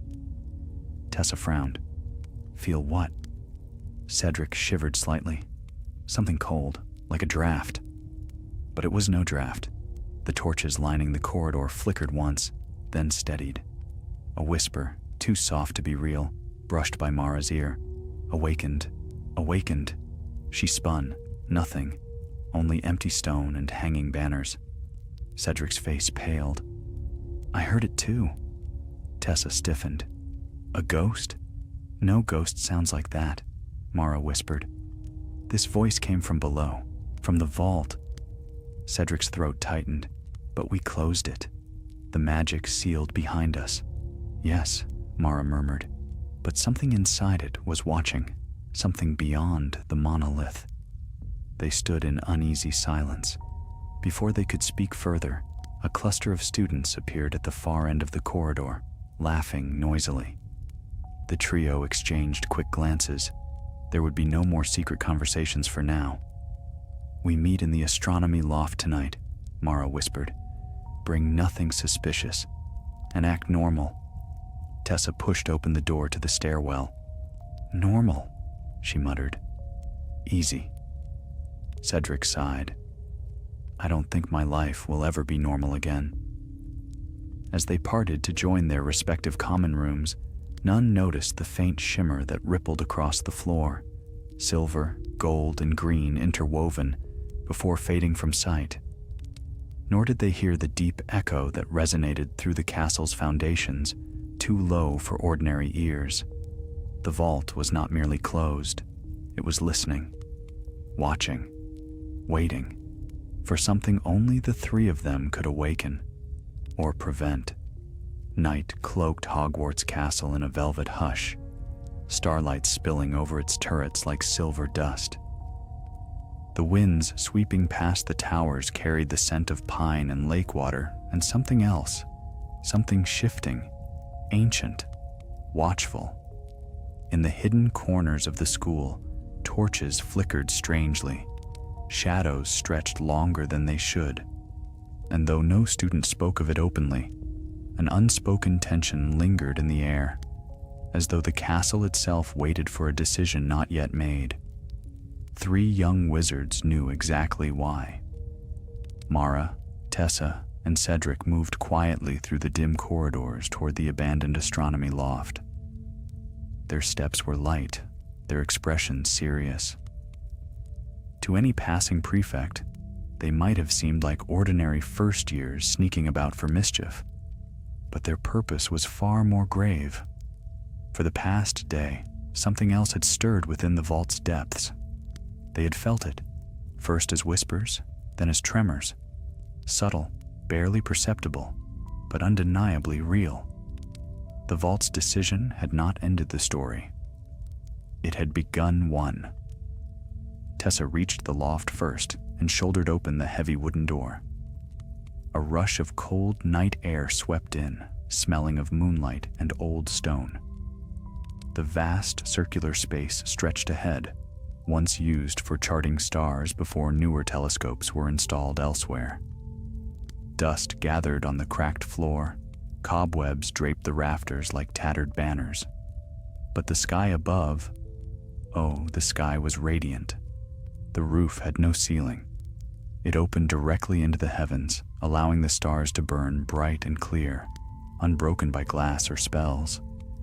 Moonlight pooled across the room like soft silver water. Mara entered next, her eyes widening. It's perfect. No one will disturb us here. Cedric followed reluctantly, glancing around as though expecting the shadows to leap out at him. Perfect, he muttered. Except for the ghosts, drafts, and the lingering sense that something ancient is whispering in my ear. Tessa smirked. That last thing isn't the loft. It's the vault. Mara set her bag down and withdrew a small notebook, already filled with sketches of runes and diagrams of the crystalline monolith. We need to test the boundaries of what the vault gave us, carefully. No large spells. Cedric rubbed his palms nervously. And if the magic reacts poorly? Then we stop, Mara assured him. Immediately. Tessa cracked her knuckles eagerly. Right then. Shall we begin? They stood in a triangle, as they had in the heart of the vault. Mara lifted her wand. Let's begin with the simplest thing, a light charm. Only if we do it together, Cedric said. The vault responded to unity. Tessa nodded. Fine by me. The three raised their wands. Lumos, they whispered in unison. 3 beams of soft light bloomed, but then something unexpected happened. Their lights drifted together, merging midair. Instead of 3 separate glows, a single orb formed. Bright, steady, warm. It hovered like a miniature star above their heads, illuminating the entire loft. Tessa blinked. I didn't mean to do that. Cedric stared in awe. We didn't lose control. It combined naturally. Mara scribbled quickly. Magical resonance. Our spells are attuned. As they watched, the orb pulsed once, twice, and then gently dissolved into a rain of tiny sparks that shimmered before fading into the night breeze. That was beautiful, Cedric murmured. Tessa grinned. Beautiful and useful. Imagine combining defensive spells, impenetrable. Mara shook her head. Or dangerous if we're not careful. This power isn't meant for reckless experimentation. Cedric suddenly stiffened. Did you hear that? A faint tremor passed through the loft floor, like a distant heartbeat echoing from below. Tessa frowned. Again? That's the 3rd time. Mara's grip tightened around her wand. The vault is trying to speak, or warn. Another tremor, slightly stronger. The torches lining the walls flared, though no wind touched them. Cedric whispered, "It's following us." Or, reaching for us. "No," Mara said slowly. "The vault cannot leave its chamber, but something tied to it, something the monolith held back, may have stirred when we accepted its gift." "That's not comforting," Cedric muttered. Tessa strode toward the loft's center. "Then let's bring it into the open. If something wants our attention, I say we give it." Mara hesitated. "Carefully, Tessa, not forcefully." Tessa raised her wand skyward. "We invite it then, nothing more." She spoke softly with steady courage. "Reveal yourself. We bear the vault's bond. We do not fear your voice." For a heartbeat, nothing moved. Then the wind changed. A cold gust swept in from the open sky, swirling around them like a coiling ribbon. Stars overhead dimmed for an instant, as though veiled by a passing shadow. The moonlight flickered, and a sound, thin, trembling, rose from the floorboards. A whisper, not a voice, but of memory. A whisper from deep stone and older magic. Mara's eyes widened. "It's showing something." Images flashed across the loft in pale light. The vault chamber, the monolith, the swirling ribbons of power, and behind it, a shadow. Not malevolent, but sorrowful. Not alive, yet longing. A remnant of magic with no guiding will. Cedric gasped. "Is that inside the monolith?" Mara nodded slowly, breath shallow. Something was trapped there. Not a creature, not a person, just raw magic, unshaped, without purpose. Tessa frowned. "And now?" "It feels us," Mara whispered. "Because we carry a fragment of the vault's power. It seeks direction." Cedric paled. "Direction? As in, obeying us?" "No," Mara said firmly. "Magic this ancient doesn't obey. It aligns. It echoes the will of those who bear its mark." The shadow pulsed again, shivering across the room like ripples on dark water. Then it formed a phrase, not spoken aloud, but etched into the air in fleeting runic light. "Guide me." The 3 exchanged a stunned silence. Tessa murmured, "It's asking for purpose."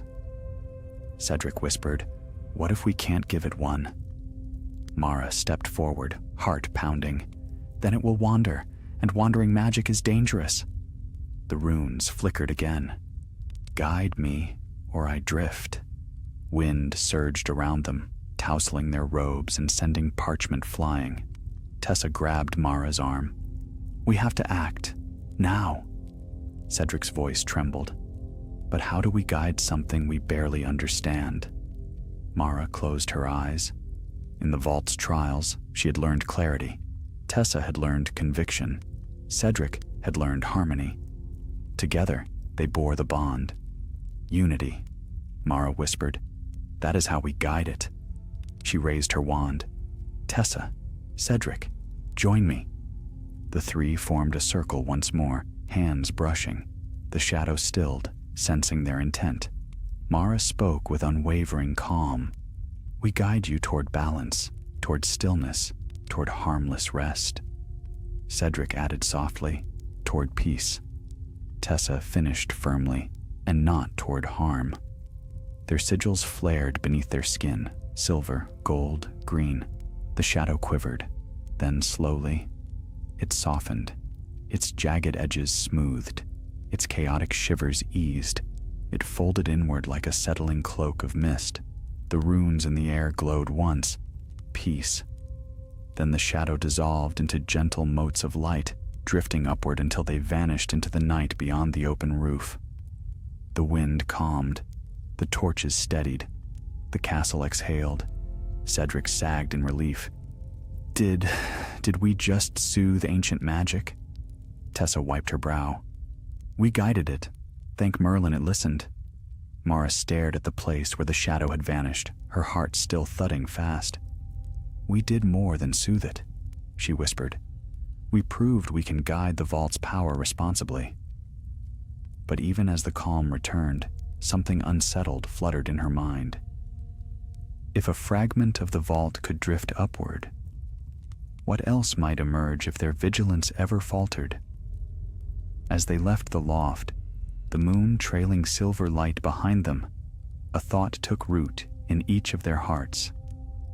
This gift was no mere power, it was stewardship, and its duty had only begun. The following days passed like the hush before a storm, not loud, not violent, but charged, alive with a tension the castle itself seemed to sense. Though Hogwarts Castle bustled with its usual rhythms, students racing through corridors, owls coasting between towers, cauldrons bubbling in their appointed rooms, Mara, Tessa, and Cedric walked through it with the awareness of those carrying unseen weight. For something beneath their feet had woken, reached for them, spoken to them, and though they had calmed it, the vault's lingering hum still whispered through the walls. Mara, Cedric murmured one afternoon as they crossed a sunlit corridor near the library. Do you ever feel watched? She paused. She had felt something, soft as breath on her neck, fleeting as shadow, not hostile, but attentive. Yes, she admitted, but not by a person, by magic itself. Tessa rolled her eyes. Well, it can stop watching until after exams, but her forced levity could not mask the tension in her shoulders. They kept close to one another, exchanging quiet glances during lessons and meals, sensing shifts others could not. Their bond, born in the vault's depths, made every stirring of magic feel sharper, clearer, as though the castle's heartbeat had synced with their own. It was Mara who noticed the first sign that something was amiss. A book in the library, an old atlas of vanished magical civilizations, slid from its shelf of its own accord as she passed. Not dramatically, not loudly, but intentionally nudging her foot. She bent to pick it up. The moment her fingers brushed the cover, light rippled across its spine. Silver, gold, and green entwined. Her breath tightened. Tessa, Cedric. They hurried to her side. Cedric whispered, Is it the vault again? Mara opened the book carefully. The pages were blank at first. Then faint lines appeared, ink forming slowly like frost crystallizing over glass. It's showing us something, she murmured. A map revealed itself, hand-sketched, ancient, marked with symbols they recognized from the vault. The quill, the flame, the feather, and the empty circle. But this time, The empty circle was filled with a spiral. Tessa exhaled. That wasn't there before. Cedric's voice trembled. What does the spiral mean? Mara scanned the map. It marks a location, not deep underground this time, but somewhere within the castle. A place no one had set foot in for centuries. Tessa leaned in. The vault is guiding us again. No, Mara whispered, her pulse quickening. This isn't the vault. This is the leftover magic, the fragment we calmed in the loft. It's lingering, and it seeks anchoring, a home. Cedric put a hand to his chest. Does it want us to anchor it? Not exactly, Mara said thoughtfully. It wants stability. It wants to settle where it belongs, and it thinks we can lead it there. Tessa crossed her arms. Well then, let's find where this spiral leads before it starts rattling the floorboards again. They slipped away after supper, timing their escape with the boisterous crowd leaving the great hall. The corridors were warm with torchlight, but the air carried a faint coolness, magic drawn thin, like threads awaiting weaving. The map guided them through passages rarely traveled, old staircases half forgotten by shifting architecture, abandoned classrooms thick with dust, narrow corridors that smelled of time-worn stone. As they descended deeper, the atmosphere changed. The torches no longer flickered yellow, but glowed faintly silver. The walls shimmered softly with runes half revealed. The castle hummed, not loudly, but unmistakably. At last they reached a dead-end corridor, its stones smooth and unmarked. Cedric frowned. The map says it's here. Tessa tapped the wall. Maybe it's enchanted. Mara stepped forward and pressed her palm to the stone. The sigil beneath her skin warmed. Light rippled outward in circles, like moonlight touching a still pond. With a deep, resonant groan, the stone folded inward, spiraling open to reveal a small, round chamber lit by threads of pale magic drifting through the air like suspended rain. Cedric whispered, "It's beautiful." "It's empty," Tessa said. "No," Mara murmured. "It's waiting." She stepped into the chamber. Immediately, the drifting threads stirred, pulling toward her, then toward Cedric, then toward Tessa. They wrapped lightly around the trio, not binding, not burning, but recognizing. Mara lifted her chin. This is the anchoring place, a smaller vault, a resting point for the leftover magic. Cedric swallowed. "Are we sure we should put it here? Is it safe?" Tessa touched his shoulder. "Nothing is safe with magic this old. But we can guide it, remember?" Mara nodded. Together, they formed a triangle once more. The drifting threads converged at the chamber's center, forming a small sphere of soft white light, fragile, flickering. The fragment of the monolith's sealed power, the piece that had whispered to them.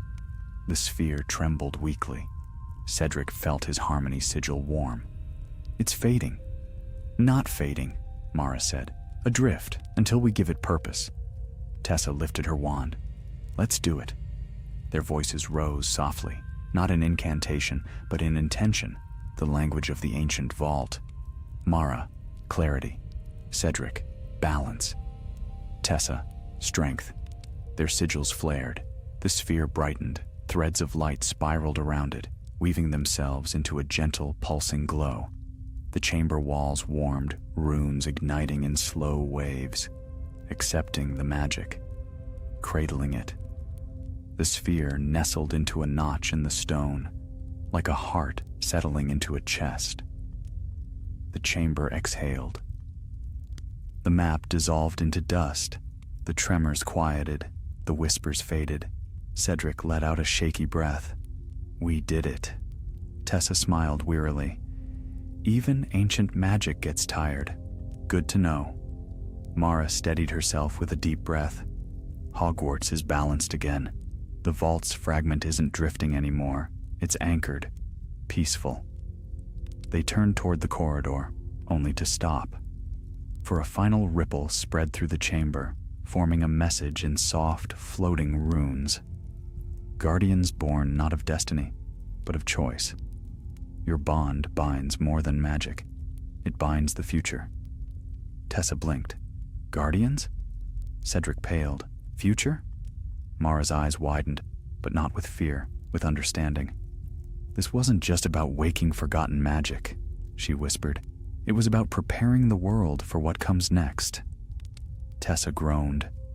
Lovely, more responsibility. Cedric managed a weak laugh, better than drifting magical ghosts. They stepped out of the chamber. The stone spiraled shut behind them, sealing with a soft thrum. As they walked back toward the world of torches and bustling halls, the castle seemed to warm around them, quietly grateful. And though none spoke aloud of what they felt, each sensed it. Their adventure had not ended beneath the earth. It had only just stepped into the light. For now, Hogwarts rested. The vault rested. But the guardians, the three who bore its bond, would soon face challenges far beyond hidden chambers and ancient trials. For magic, this old never stirred without reason, and destiny, patient as stone, was only beginning to unfold its meaning.